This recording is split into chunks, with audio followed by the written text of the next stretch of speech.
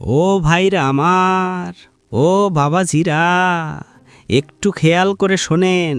এই জামানার সবচেয়ে বড় চাপাবাজ, সবচেয়ে বড় ধোঁকাবাজ কারা জানেন? এরা কোনো পলিটিশিয়ান না, এরা হলো আপনার আমার কলিজার টুকরা, দোস্ত। ফোন দিলে এই জালেমরা কি বলে? বলে, দোস্ত আমি জাস্ট মোড়ে চলে এসেছি, আর 5টা মিনিট দাঁড়া। আরে কিসের মোড়, কিসের 5 মিনিট? খবর নিয়ে দেখেন হুজুর তখনও বাসায় লুঙ্গি পরে শুয়ে আছে, গায়ে গেঞ্জিও নাই। এরাই হলো সেই প্রজাতি। আবার দেখেন গোসল করতে ঢুকেই ফোন ধরে বলে, দোস্ত প্যারা নিস না, আমি জুতা পরছি, বের হচ্ছি। ভাইরে ভাই, বাথরুমে বদনা হাতে নিয়ে কেউ জুতা পরে? এদের মুখের কথায় আর কাজের মিল নাই রে বাবা। সবচেয়ে বড় আজব ব্যাপার হলো জ্যাম।